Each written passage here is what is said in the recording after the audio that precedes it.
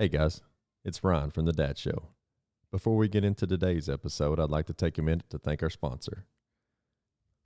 Have you been looking for a way to get on the water for some family fun? If so, please go visit my friends at Blue Springs Boat Company located in Kingston, Tennessee.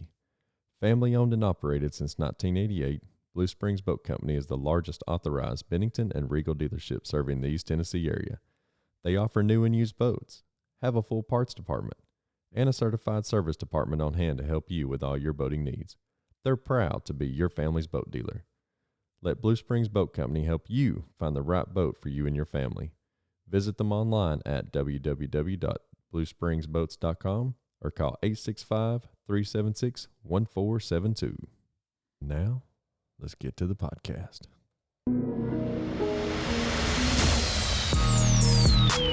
Welcome to the Dad Show Podcast, a show all about impacting, empowering, inspiring, and uplifting information to become a better dad, husband, man, and mentor. And now, your host, Ryan Ladd. Welcome to the Dad Show, everybody. I've got a great guest on the show today. For those of you on video, enjoy the view. For those that are on audio, I'm really sorry. We're in Gulf Shores, Alabama with Mr. Mich Thomas here, who's got a beautiful family. He's got 3 kids with MPS, Hurler Syndrome, just like Kennedy and Lincoln. But my family was down here on vacation, and Mitch and his family live down here close to Gulf Shores Beach, so we decided to knock out a podcast while we're here. So, Mitch, I'm so glad to have you on the show today and appreciate you being here. Well, thank you for inviting me. We live in this beautiful paradise right here. Hadn't always, but we do now, and probably will never go back to hometown. So. I don't blame you. And hometown's in Texas, right? Texas, Northeast Texas. And Southwest Arkansas, there's a little town called Texarkana, and that's where we're originally from, and that's where I guess our story begins. We got diagnosed with Zack, our oldest. He's now 11 years old. We got diagnosed with him at a year and a half old. He showed signs of a hernia, and that's really what brought something to our attention. We took him to our local pediatrician. It was actually the pediatrician that I went to as a kid, and Dr. Clark Green. He was great. He checked out the hernia and then started noticing other features, telltale signs that this may be genetic, that there may be something else going on. And so he told us that it could either be, he knew it was going to be an MPS disease. So he knew right off the bat then. Yes, but Wow. he couldn't tell if it was Hunter syndrome or Hurler syndrome. So he said, either way, do not go home and Google it. Yeah. And of course, we go home and Google it. Yeah. And I'll touch on not Googling things later when we talk. But so we got a diagnosis from Arkansas Children's Hospital in Little Rock. I'm going to stop you real quick because it's really interesting that your pediatrician knew pretty much right off the bat what you were working with, because ours was like... I had no idea. Yeah, I have no idea. We asked at 3 months, then at 6 months, and then finally at 9 months actually sent us for some imaging for her kyphosis. But, yeah, had no idea. So it's pretty awesome that your pediatrician kind of... And I know that it's tough. The longer you wait, especially with a rare disease, when you show signs, you need to immediately get diagnosed with things. You need to immediately get on the track of treatments for these, because a lot of rare diseases are progressive. Yes. And so any time lapse that you have between doctor's appointments is just 1 day less that they have to fight the battle. Yes. It was important to us to get to Little Rock as soon as we could, from our pediatrician at our local state to go in to see geneticists at Children's Hospital in Little Rock. And we were able to get in early when he found out, and I'll never forget the conversation that we had with the geneticist there at Children's. He said there are 3 things we can do. We can do a bone marrow transplant. We can do ERT, which is the enzyme replacement therapy. Man-made enzyme, yeah. man-made enzymes. Or you could do nothing at all. And I appreciated that he gave us that option. The reality of it is that some of these kids can go untreated. And we know a family who lives close down here that a family has gone without being treated. And she's a sweetheart. She really is. So I asked him, I said, can we do the first two together? And he said, as a matter of fact, we can. And they're doing that study in Minneapolis. They're combining the artificial enzyme with a bone marrow transplant. And it was a whirlwind. At that point, we immediately, so this is in spring of 2010 that we got the diagnosis from geneticist in Little Rock. We immediately started doing treatments. And then we got to go to Minnesota. And we went in the dead of winter, January 1st, 2011. The warmest part of the year in Minnesota. We drove through more snow than a southern boy should ever have to see. It was hard because my wife and I were both young. We were scared. We didn't have any contacts in Minnesota. At the hospital, we didn't know anybody in the community. And it was scary. It really was. To start this process with your child, who is your only child at the time. Yes. And not knowing really any kind of outcome that you may see from it. And see, our pediatrician, or not our pediatrician, our geneticist in Cincinnati, basically, when we found out about Kennedy's diagnosis, we was like, immediately, what's her quality of life going to be? And he said, no matter what path you choose, says not good. You know, we were gave those same three choices. And, you know, I mean, that's your youngest child, your first child. And you're like, I mean, I know me and my wife immediately just started weeping, was like broken, you know? And yeah. The conversation, so it's a 16-hour drive to Minnesota from our hometown. And the drive up there there was a lot of conversations between me and my wife about how we're going to approach this potential new lifestyle. Lots of crying, lots of tears. And at the time, we knew to put our petty problems, whether it be finances or getting to know each other even in a new marriage, and to tackle the hurdles of life, to put all the things that we find important aside. Yeah. And this is our focus. Or you think that's important at the time until you have a child diagnosed with a rare disease. Right. Yeah. And that's to focus solely on him and his quality of life. Yes.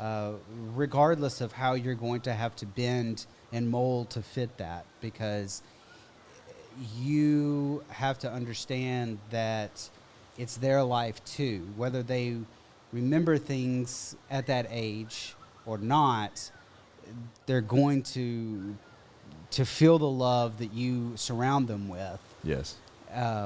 Throughout this process. And it's still an ongoing process, we know. Yeah. This is continuous now. Yeah. Lifelong. Unfortunately, it's lifelong. Right. We're going to find a cure, though. We're going to get there. Absolutely. We're going to get there. And that's where me and my wife were on that whole aspect. You know, it's like we could choose option one to do nothing, you know, and they basically told us that eventually she's going to go brain dead, organ dead, and then pass away. Number two, the man-made enzyme, it doesn't pass the blood-brain barrier. You know what's going to happen eventually. It may prolong, but end up a vegetable and the same ending. And number three, and we prayed about it, and that was just where we went, was to do a bone marrow transplant, even though obviously we both know there's tons of complications that could happen with bone marrow transplant, and then, you know. And the chemo that you have to take to do it, the complications of rebuilding that foundation for their blood and their immunity and their strength and everything like that it's tough. Whether you're in the hospital or at home, it's tough. But essentially, that to me, there was a no-brainer. It was a no-brainer. Like, let's go through the risks and go through the trials, in which we had several with that. So my story continues after Zachary was diagnosed and born, going through transplant in Minnesota. Don't know how that happens. We found out that we were pregnant with Amelia.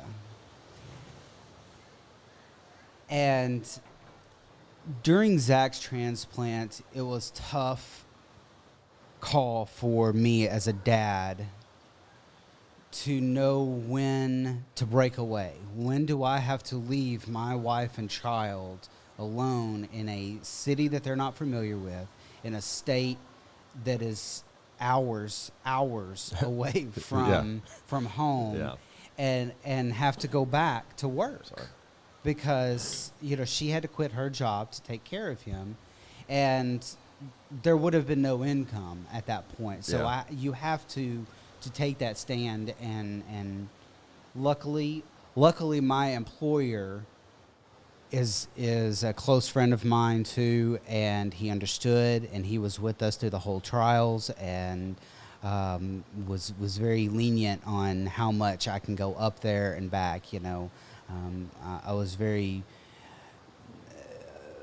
lucky to be in a position to do that, and I traveled up there probably once a month. Did you fly or did you drive? I flew. Sometimes I would drive, and when I drove, it would be with either my parents or her parents to go up there and visit. But it's tough being miles away from the rest of your heart is in another state, going through things. And that's where complicated things. I don't mean to cut you off at all, but that's like the hardest thing. And I'm gonna say something else in just a second that was even harder than just leaving Kennedy in the hospital whenever we had Lincoln and found out about him. But and me and you talked about this the other night whenever we had dinner, was just how we understand it's hard for the mom to be with the child in the hospital and living in the hospital, but how hard it is for the dad to travel back home, take care of your work and everything else that's got to be taken care of back home as a homeowner, an employee, and somebody's got to mow the grass, right? Yeah, exactly. And then since you got into Amelia, and now you're leaving Amelia back there.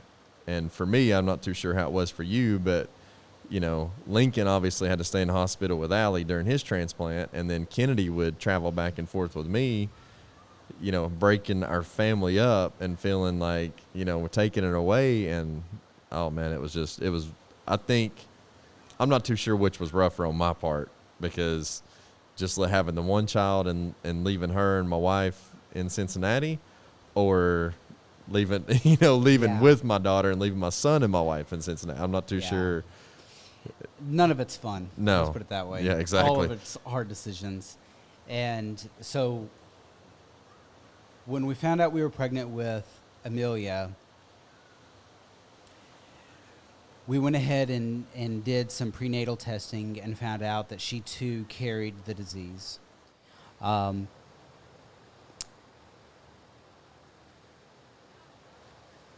During Zach's transplant, he had a lot of complications, respiratory complications. He had staph infections that would get into his bloodstreams. Really tough spending nights on an oscillator in the ICU, and Brooke and I not knowing if he's going to pull through just the transplant. Yeah. And the daunting thought of the child she's carrying is going to go through the exact same thing. So after Amelia was born, we immediately had her tested again just to confirm, and sure enough, she started ERT at 6 weeks old, and her transplant was done at 6 months old. Okay. Versus Zachary's that was done at 1.5 years old. And her quality of life is considerably different than Zack's. She pretty much championed through transplant. She never had any serious complications, nothing that put her in ICU. And we thought we were really in the clear for the most part, besides the orthopedic problems that are associated with the disease later in life. But she did wonderful. And I'll tell you, from taking Hurlers and rare diseases out of the equation, now we've got a family of 4. We've got a son who has pulled through transplant wonderfully. Bone marrow was engrafted. Great. We kept getting great results from him. Amelia, champion. She was golden. And it seemed like everything was starting to settle down. Home life was becoming more routine. And that's when Brooke and I decided, let's try another. Now, I know you know this, but the chances of having a child with Hurler syndrome is 25%. Yeah. So we knew those odds. We prayed about it, and we were blessed with Luke. Luke also has Hurlers. And we knew the chances, and we knew that God was going to take care of us. No matter what, he took care of the other 2. And so now we've got this little 4-year-old blessing around that is Luke. Luke had more complications too, though. Now, he was diagnosed at, did you have prenatal? We did not do prenatal with him because it was not going to matter at that point. It was not going to change any of our decision making. So we had him do the newborn screening, and he came up positive with the test. We started his ERT at, I believe, around 6 weeks as well. He did not have his transplant until 8 months. And complications with his were different than complications with Zack's. His were not respiratory. He had complications with hemolytic anemia. So getting his bloods right was a constant battle. Before transplant? After transplant. After transplant, yeah. After transplant. And see, that's one of the things for those that are listening that don't know about it, that, transplant will and can change your blood type, completely change everything about it. And so, they go from basically being, what they are to their donor. Exactly. And so for the reason I'm saying that is, those donors don't have Hurlers, but they can have other potential diseases, and you inherit those, while correcting a problem, you can have another problem come out of it. True. And also the type of chemo drugs brings you down, brings your platelet count, your red blood cell count, your white blood cell count, all these different chemicals in your blood down to 0. You've got to start off with a blank slate to then rebuild that. Yep. And when you are rebuilding that is when it's tough to get those levels correct. Too much one way, too much the other way can put you back in the hospital easily. And Kennedy had to have 2. Her first transplant actually failed. They didn't kill her down to completely 0. They think that she had some lymphocytes that killed off the transplant. And so we had to do harsher chemo to make her go to 0. And she actually, on her first transplant, got engraftment syndrome, and started spiking temperatures and everything else. So yeah, you have to kill the body off to 0, or it will not take. Right. Yeah.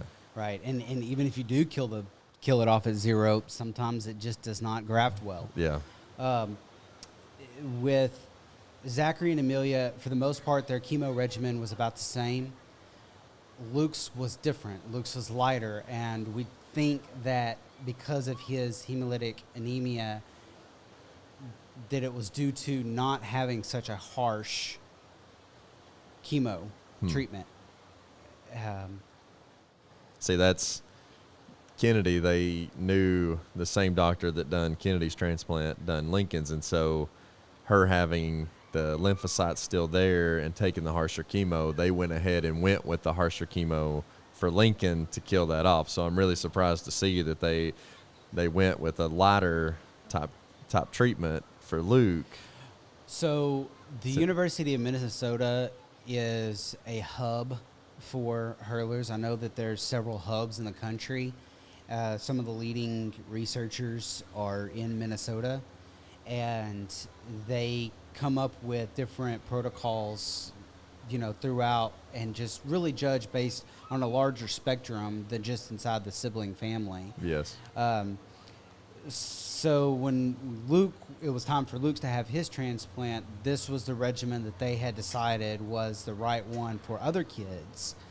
And I think quickly after us and a handful of other kids went through the treatment, they had to redo it again, because most of those kids were getting sicker in different ways. Yeah. And I think that they went back with a harsher treatment, which is terrible for the kids. It is painful to watch your kids just not feel good. You can Yes. tell when you look at them in the eyes, and they don't feel good at all. They're miserable. They're grumpy. They've been cooped up in a hospital room. And don't feel like doing anything. Anything At all. Like even, I can remember trying to get Kennedy and Lincoln both to just play with me in the floor, just crawl, just anything.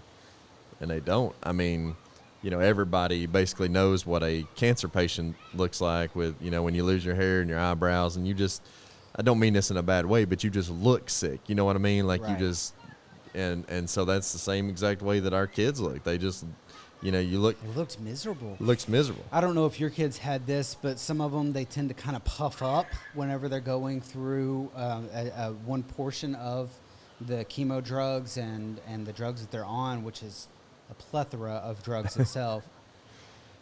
One of the drugs really makes them poofy. And I remember going through that change with Zack. Seeing him look that way was tough. Of course, you imagine as a dad, whenever you have your child, what are they going to look like when they grow up? How are they going to be when they grow up? And watching him transform from this cute little blonde kid to such a harsh, sick, it was saddening. It Yeah. really was. And watching him grow out of that was inspiring, to say the least. Yeah. And watching all three of them pull out of that. And kids are resilient. We know that. Rare disease or not, but still, like you said, I mean, I tell everybody I know, like, my kids will put daddy, down on the bottom level. They're so much tougher. They're so much better. Yeah. They're, stronger, and have been through so much more than anybody, or not anybody, but most people will ever endure in their lifetime. Yeah, absolutely. As a matter of fact, the other day, the kids were watching some superhero movie, and Luke asked who my hero was. And I said, well, it was you guys. And Amelia didn't understand that. She said, no. Like, I'm talking about what Spider-Man or Superman or, who's your... I said, no, you guys have had more adversity than I have in my entire life. Yes. You guys have gone through way more hardship than I have even thought about. I've never spent a night in the hospital. I've never had a real broken bone. I've never had to experience anything like this. Yeah. And you guys have done it all already. Yeah, exactly. And so Pray that they never have to go through it again, Right, period, right. But yeah, and I don't know if you had to make the decision with Amelia, but I know with Kennedy, she was diagnosed at 9 months of age, and we were doing ERT and getting ready for transplant. And, me and my wife waited till we were later on in life to have kids. And so, like I said, she was diagnosed at 9 months. So at 9 months, I just had my daughter 9 months ago. And the doctor comes and says, do you want to remove one of her ovaries so that she has the potential to have kids later on in life? Because the chemo is probably going to kill off all her eggs and her ovaries. And can almost guarantee you, if she's able to later in life, will not be able to have kids. So we can surgically remove one of her ovaries, freeze it, and then whenever she's, old enough and, wants to have children, we can put it back in, and then she has the potential to have kids. And I'm thinking, I just had my daughter 9 months ago, and now you want me to make a decision on my daughter having kids later on in life? I mean, like, wow, no, we never presented that option. Yeah, that was a huge decision that we had to make, and we actually didn't, because we said that, chances are, from what they told us from the statistics and studies, that Hurler kids probably will not be able to have children later on in life, but that there's a million more ways to become a mother, and so if it's meant to be, God will let it be. And we didn't, because it was going to have to be another surgery. They couldn't do it while she was already doing something else, and so we didn't want to put her through even more than what she had already been through. So we just decided not to do it. But well, we're still praying for Amelia's a little boy crazy. She had a boyfriend in preschool already. I mean, holding hands, and so it's cute and innocent now, of course, but the Daddy still wants to strangle him out. The idea of the future, well into the future, nothing I want to think about. But we always told her that she was going to be marrying Jesus, and she's going to be a nun, and so she won't ever have to worry about that. That's awesome. Just 3-year-old. I don't want to marry Jesus. Yeah, I don't. For all you guys out there, stay away from 2 kids named Kennedy and Amelia. Just stay away. Don't even. Yeah. She definitely wants to be a mom, and I think that whenever she gets to the teenage years, we'll have the sit-down talk with her about her future as a mother, as a woman, and just the things that will eventually, inevitably, have to have these conversations about. Yeah, exactly. So, but as far as any future plans, no, we were not given that task to figure it out when your daughter's at 9 months old. It was rough. And Amelia's 9, correct? Correct. She's 9 9 years now. old. And Kennedy is 6, so that may have been a different in the 3 years. Don't know if there was a difference. Well, to be honest with you, the geneticist even at Little Rock and the geneticist in Minnesota just gave it to us straight that during chemo and during the transplant, it will sterilize. So it wasn't a concern of ours. If the future holds that she will be cognitively mature enough to take care of someone else and to start a family, to start a relationship with another person, and to get married and to live independently, God willing, that the truth, that happens. Yeah. But there are so many different options. Yes. So many different options. And we are a big, big supporter of adoption and those types of programs. Yeah, and like I said, if it's meant to be, God will let it be regardless. Exactly. And just put it in His hands and let Him take it. I mean, so one question I've got to ask, and I'm going to preface it with my story. Basically, I remember getting Kennedy's diagnosis and obviously just being absolutely destroyed, knowing that what my daughter could go through. So, I mean, I couldn't contain myself, and I remember that point in time giving it all to God, because I'd met a guy at work, and he said, Ryan, there's going to become a time, because he'd heard about what I was going through with my daughter, and he said, there's going to come a time when you can't pray.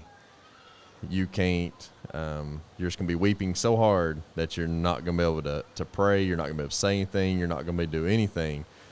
But God will understand your tears. And I told him he's crazy. I was like, man, I can always, no matter how hard I'm crying, I can always say a prayer in the back of my head. And so it hit me one day, And I was weeping so hard that I couldn't do anything but literally hit my knees, and I just threw my hands up to God. And obviously I couldn't say anything. I couldn't think anything. And it's like literally God reached down and picked that weight off of my shoulders. And at that point in time is whenever I decided, she's yours, God, 100%. I'm just an earthly father. You're her ultimate father, and gave it to God. So what kind of like was your feelings, emotions on Zach's initial? I am, and my wife will vouch for this, I am annoyingly optimistic. I am definitely a glass half full kind of guy. Yep. So when we did get this diagnosis, my first reaction was to console my wife and to console my son, which, of course, he was an infant. But, like, I want to wrap them up and protect them and be everything that I can to them so that she doesn't have to think about these types of realistic hardships that we're about to face. Yeah. Staying strong, becoming the rock of your family was very important to me. We had a great faith community that we were a part of. Our church was unbelievable in the amount of support that we immediately got coming back just from Little Rock. Yeah. My family was a huge supporter, both spiritually and financially, through these hardships. And God's way of doing things is still a mystery to me and to, I believe, everyone. Yeah. Why he picks people, why he chooses our families to do this through, it needs to be seen as a tool.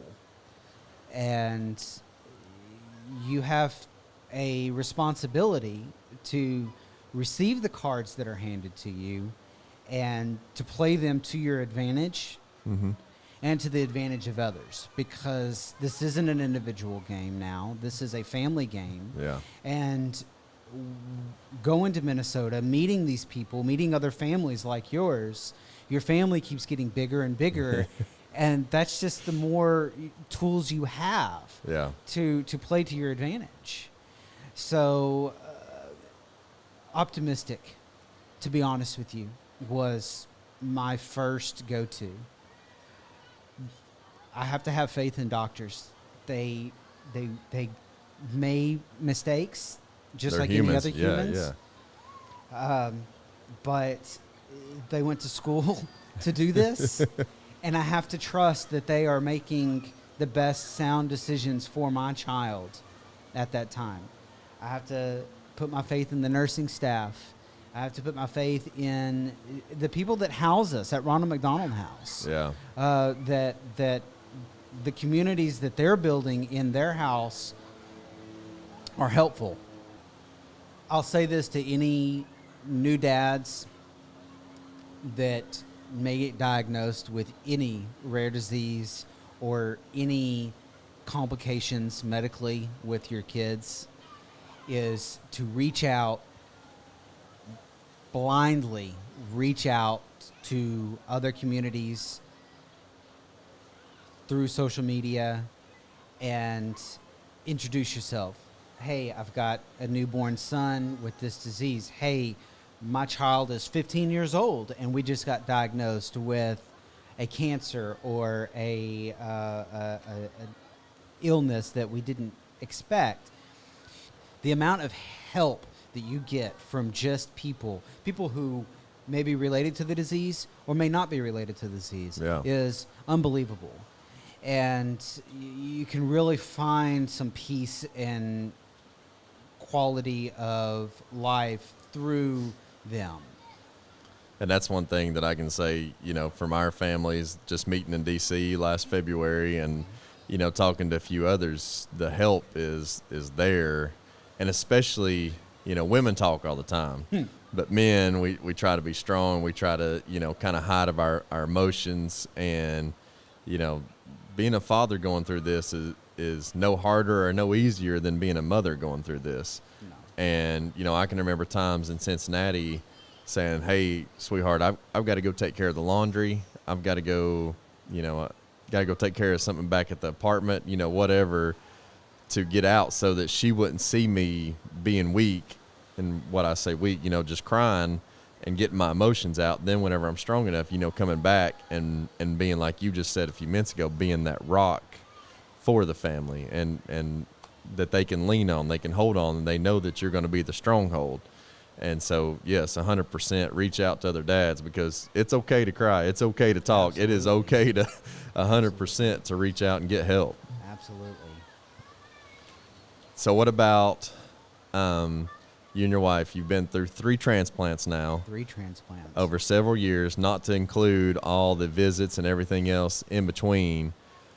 So how do you and your wife, because you want to focus all on the kids 100% because they need it, but you also have to focus on your relationship with your wife and keep that going strong as well, because I see where you're going. So I, again, got to be the luckiest man alive. I got a great wife who had no medical training, no nurse training, no knowledge of this field to be able to absorb it the way that she did and understand it the way that she did.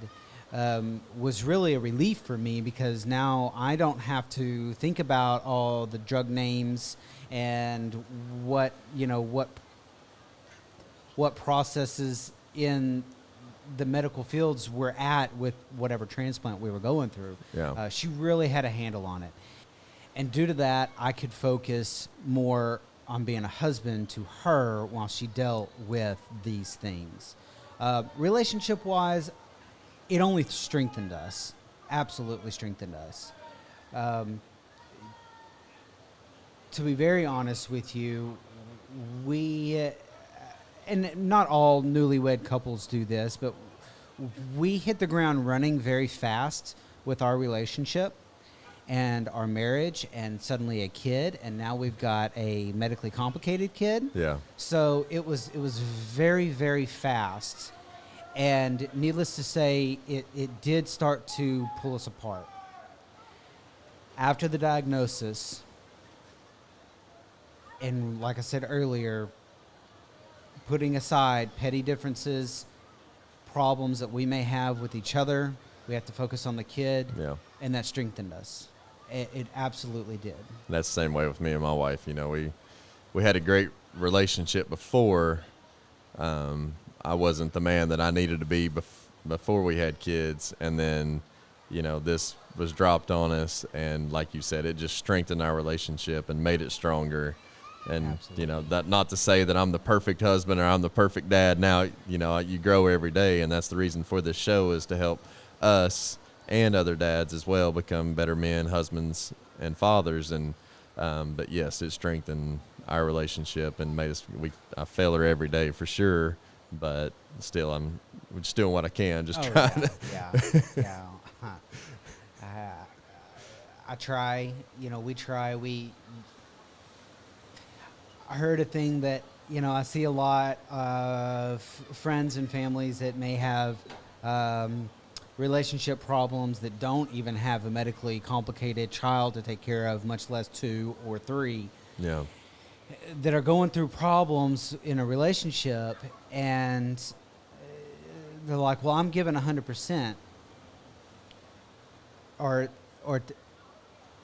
they need to give back, it's 50-50. I always hear that. It's 50-50. And that's wrong. No. It's 100 and 100. Exactly. There needs to be 100% given to your spouse all the time. It's your partner. It's your friend. It's the one that you chose to make a commitment to. Yeah. And for better or for worse, for sickness and in health, whether that sickness is yours or your child's. Yeah, exactly. You've got to take that responsibility very seriously.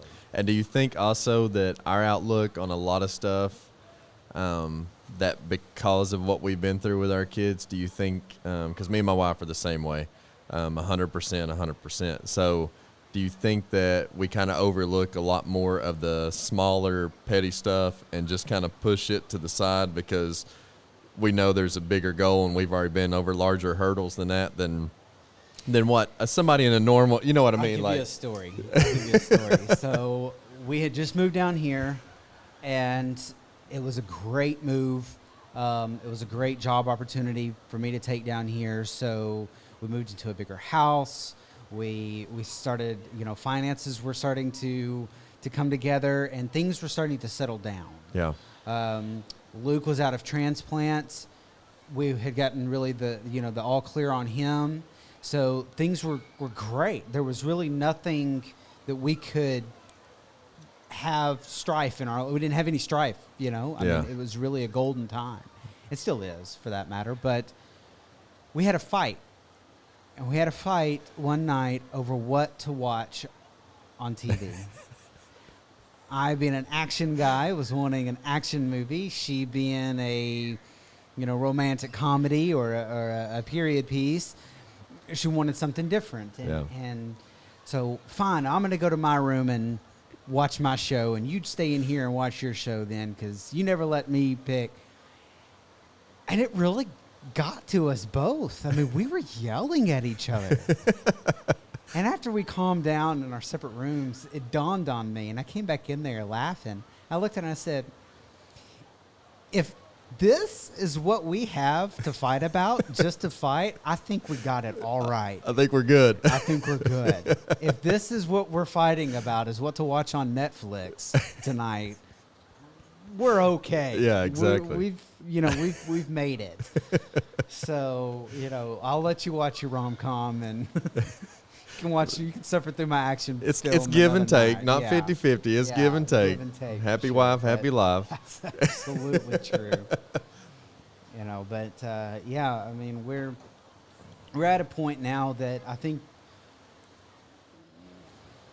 I hope that we would have been that way regardless of having the disease affect our lives, that we're mature enough now. We've been together for 11 years now, and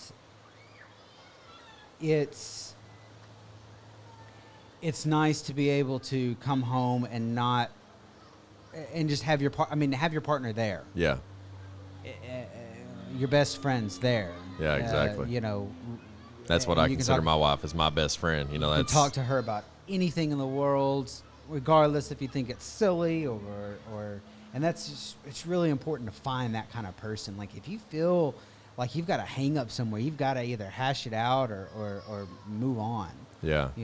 So. And I think that's one of the main things that with mine and Allie's relationship that is great is we do communicate. We continuously, probably overly communicate, a lot of stuff. And I think to have those main open communication lines between each other, that you're not trying to hide something over here, or not really hide something, but it's like, that's not really, important enough to tell my wife or something. No, just, let her know what's going on, and completely, I think overly communicating is really important for the marriage, because, there may be something that you tell her that you don't think is important, but it, maybe later on down the line it may be.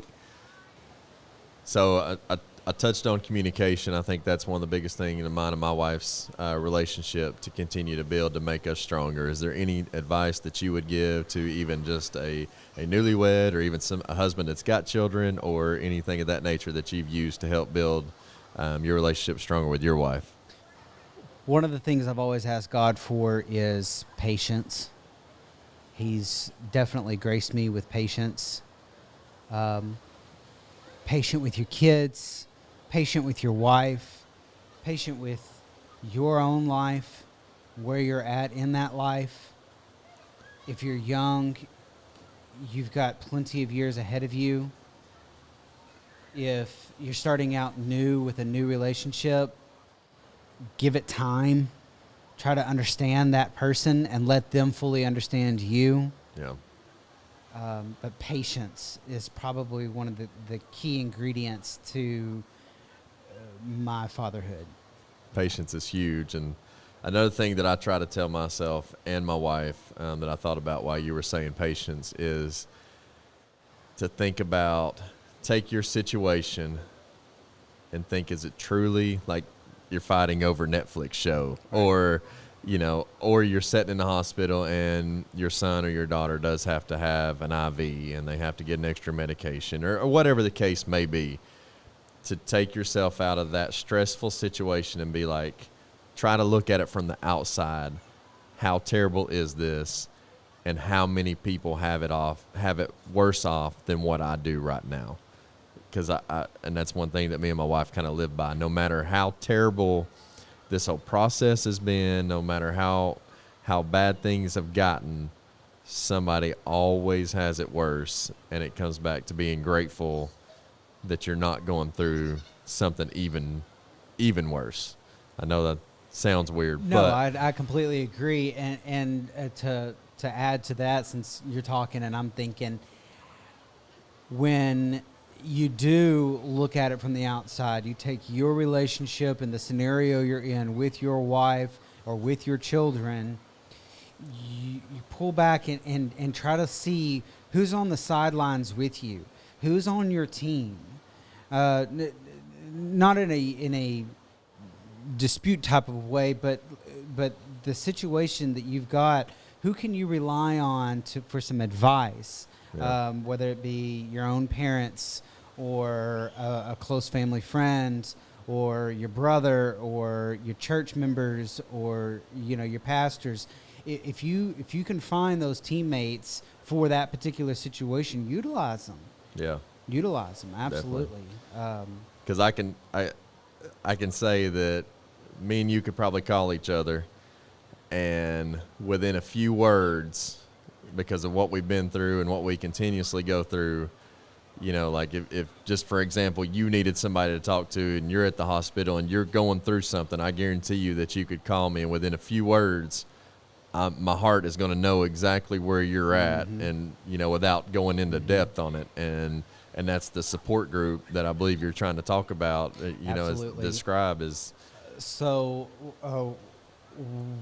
being down here new, we joined a church and immediately started making friends in the church. I should say, really, my kids started making friends in the church, and I was just their parent, But Yeah. we met a couple who had 3 kids that were the same ages as ours, so we really hit it off well. They were about the same age as us, so a lot of our stuff was similar to each other. However, they didn't have any diseases. They were 3 healthy kids. They had a 4th kid. They were pregnant when we met them, and their 4th kid has a rare disease. Now, this is after us knowing them. Wow. So when their newest son, which had very many complications, had to have a trach,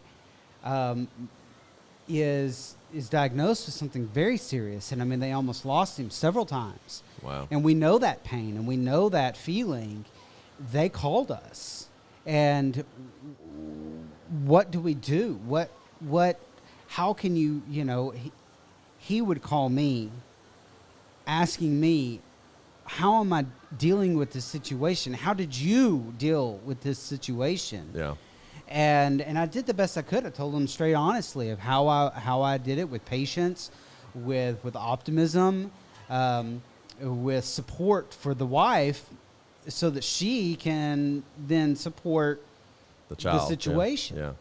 And that's I think what a father figure needs to do. Joseph was not Jesus's father, but he raised that child. Yeah. And he supported that family no matter what, and was there for Mary no matter what. And he's an important figure for me to look up to as a earthly father.